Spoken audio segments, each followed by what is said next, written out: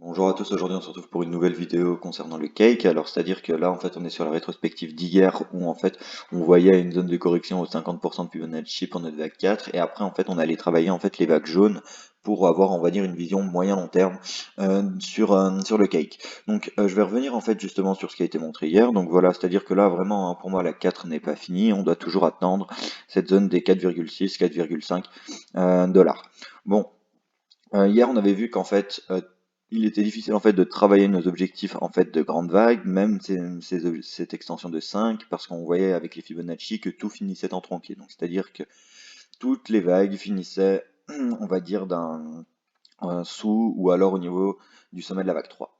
Bon, aujourd'hui, on va quand même mettre en avant des objectifs de revente, hein, donc c'est-à-dire qu'on va travailler ensemble du coup, malgré qu'on ne puisse pas calculer des extensions de 5, on va quand même mettre en avant du coup les objectifs minimum théoriques de revente à attendre pour le cake. Donc vous l'aurez compris, ce ne sera pas vraiment des TP définitifs, c'est-à-dire que les zones de revente qu'on va remettre, pardon, qu'on va mettre en avant actuellement, elles vont partir du principe qu'on trouve détronquées. Vous voyez que du coup, je vais finir ma 5 à ce niveau-ci, ce qui va me permettre de finir ma 3 aussi par la même occasion à ce niveau-ci.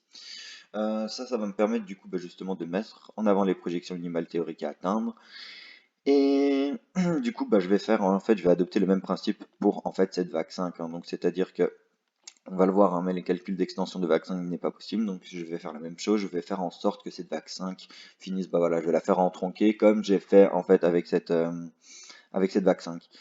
Alors voilà, comme ça va vraiment nous donner une idée de revente, hein, du coup ça pourra vraiment être intéressant, donc voilà, je vais vraiment partir en fait avec les cas les plus, voilà, je fais ceci pour en fait rester, on va dire cohérent avec la théorie et voilà, je vais pas du coup placer arbitrairement mes vagues ou quoi que ce soit. Non, non, j'y mets de façon à qu'on trouve des figures d'Elliott. Bon, Euh, on va regarder ça tout de suite. Alors, notre vague 3, notre vague 4, pardon. Étant donné qu'on a une très faible vague 2, hein, même, on va regarder, mais là, tellement que ça paraît tout aplati, mais voilà, vous voyez, quand on zoome dessus, là, notre vague 1, on va voir combien de pourcents elle est allée chercher. Alors, quand je me place avec mon Fibonacci, donc je prends mon Fibonacci de retracement, je me place en sommet de vague 1, alors si j'arrive à m'y mettre, ah, ah, voilà, je vais en racine, et bon, je vois que la vague 2 n'est pas allée chercher les 50 à 61,8% de Fibonacci. Je le rappelle, les 50 à 61,8 sont la zone à privilégier pour les retracements de 2. Je vais juste enlever le petit aimant, mais on aurait aimé avoir une 2 qui se finisse ici. Bon, c'est pas grave, hein. Et vous voyez, hier, on montrait que, on prenait l'exemple de la personne qui était rentrée en longue à ce niveau-ci, qui avait décompté ses 5 vagues, qui avait voulu re-rentrer du coup au 50-61,8 de cette 2 en violet. Et elle n'est jamais re-rentrée. Ici, c'est la même chose. On a une faible 2 qui n'est pas allée chercher les 38,2. Les 50, pardon. Ici, on a fait la même chose. Ici, on a fait la même chose. Donc, c'est pour ça, il faut vraiment garder ces longues quand on est entré. Excusez-moi. Donc bon, ici on a vu qu'on avait une très faible 2, ce qui va impliquer par la suite une forte 4. Donc je le rappelle, hein, la forte 4, c'est une 4 qui corrige, d'ailleurs je vais passer en journalier, ça sera plus simple. Pour le Fibonacci, c'est une 4 du coup qui corrige entre les 50, qui corrige pardon, aux 50,% de Fibonacci. Donc là je vais faire la même chose, je me place du coup en sommet de 3 spéculé en tronqué, parce que voilà, pour le moment, on ne peut pas faire de, on va dire, de projection de prix pertinente autrement que cette façon. Alors voilà. Alors voilà.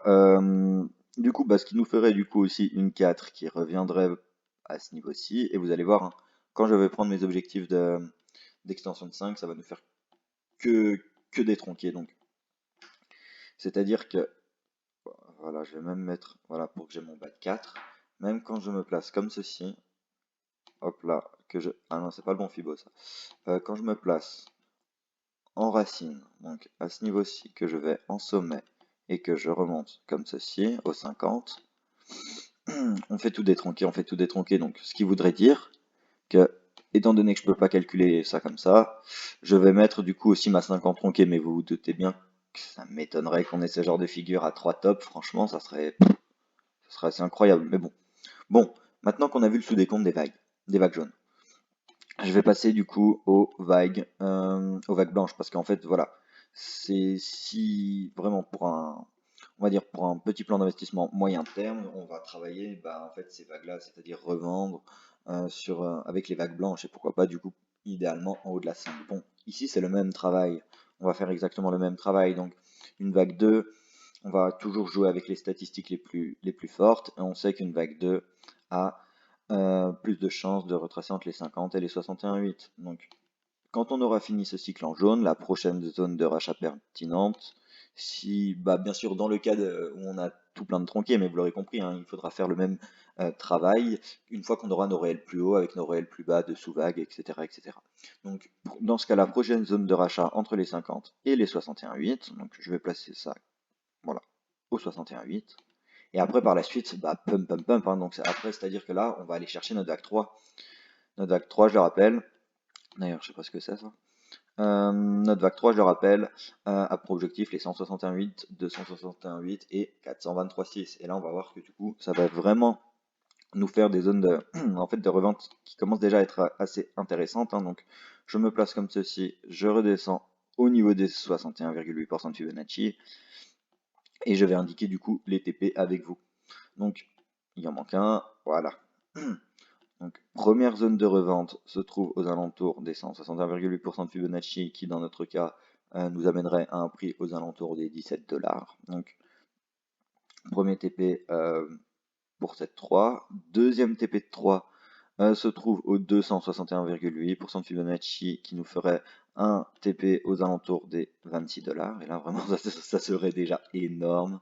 Et enfin, dernier TP, vous l'avez compris, pour notre vague 3, se trouve au 423,6% de Fibonacci. Mais bon, là ça serait juste fou, en fait. Déjà, trouver un niveau de prix proche des 40 $, on va dire aussi vite, bah écoutez, pourquoi pas, hein, mais voilà. Bon, là on a vu notre objectif de 3. Nous, on va partir, comme je dis à chaque fois, dans les scénarios le plus pessimistes. Donc, je vais placer mon objectif de 3 qui finit au 161,8% de Fibonacci. Après, si notre 3, elle finit au 261,8 ou plus haut, et bah écoutez, on se réadaptera, et voilà, mais comme dit, hein, toujours le scénario le moins boule pour justement après mieux pouvoir adapter son plan une fois que le trade est lancé, pour continuer à le maintenir. Donc bon, étant donné qu'on est parti dans une 2 avec un retracement statistique correct, on va faire la même chose pour notre 3, donc, pardon, pour notre 4. Donc c'est-à-dire que notre 4, on va s'attendre à qu'elle corrige au 38,2% de Fibonacci. Donc on attend vraiment, après par la suite, si on part dans ce cas-là, une 4 qui arriverait, du coup, qui retournerait aux 12 $, et après par la suite, comme dit, hein, extension de 5, donc c'est-à-dire que notre extension de 5, d'ailleurs je vais supprimer ici, je vais supprimer ceci parce qu'on voilà, on a vu que c'était les 61,8. Et après par la suite, comme dit, extension de 5, donc bon, pour la 5, on va faire la même chose. Hop là, à chaque fois je me trompe de Fibo. C'est-à-dire, on va placer notre Fibo comme ceci, donc racine de 1, sommet de 1, bas de 4. Je rappelle, les objectifs de 5 sont les 100%, les 161,8 et les 261,8% de Fibonacci. Donc nous, on va placer du coup, d'ailleurs, je vais même supprimer en fait cette épée-là, étant donné que je voulais juste partir pour montrer en fait notre sommet de 3 minimum théorique au 161,8. Et dans ce cas-là, les prochains objectifs de revente pour notre cake sont les, euh, si j'arrive à prendre, voilà, sont les 100% de Fibonacci qui nous ferait un prix aux alentours des 21 $. Deuxième objectif sont les 161,8% de Fibonacci qui se trouvent aux 26 $ environ. Et enfin, dernier TP théorique à attendre, ce sont les 35 $. Donc là, vraiment, les TP qui sont indiqués à l'écran, vraiment sur un investissement moyen terme, ce sont les objectifs minimums théoriques à avoir. Alors, bien sûr, tout ça va être revu à la hausse, hein, étant donné qu'on a des tronqués de partout, comme j'ai dit au moins 50 fois depuis le début de la vidéo. Ici, pour le moment, on ne peut pas, enfin, on a travaillé qu'avec des tronqués et on va pas avoir, enfin, ça m'étonnerait qu'on ait autant de tronqués du coup, et du coup, ça m'étonnerait qu'on atteigne ces niveaux de prix-là. C'est pour ça que je m'attends vraiment à quelque chose de plus pumpy. Alors voilà, donc je pense que là, en fait, je serais revenu en fait sur tous les objectifs de revente, hein, donc on aura vraiment vu à quoi s'attendre au minimum pour le cake. Et voilà, donc bien sûr le plan sera mis à jour régulièrement pour justement voir si ces TP tiennent toujours ou alors s'il faudra les redéplacer. Mais voilà, donc je pense que j'espère que la vidéo aura été, du coup ça n'aura pas été une vidéo très très longue, mais juste venir pour juste pour venir compléter celle d'hier. Là on avait les objectifs de revente. Et puis du coup maintenant on n'a plus qu'à attendre, hein. Et on n'a plus qu'à attendre que notre développement en violet se construisent. Et bah voilà, hein, après let's go, écoutez, on n'aura plus qu'à maintenir le plan. De toute façon, on sait du coup potentiellement à quoi s'attendre si voilà, on a notre 4, notre 5, après on sait qu'on a potentiellement notre 4, etc. Mais voilà, donc bon, je pense que du coup j'aurais à peu près tout dit. On aura vu vraiment voilà, les objectifs de revente, les prochaines zones d'achat d'un point de vue statistique, où est-ce qu'on pourrait aller. Et voilà, donc bon, bien prendre en compte que voilà, c'est pas un conseil en investissement, c'est juste un partage d'idées, d'analyse de graphique que je fais, hein, il n'y a rien de savant là-dedans. Et voilà. Donc écoutez, à très vite, j'espère peut-être encore aujourd'hui pour les terres, et sinon, bonne journée. Ciao.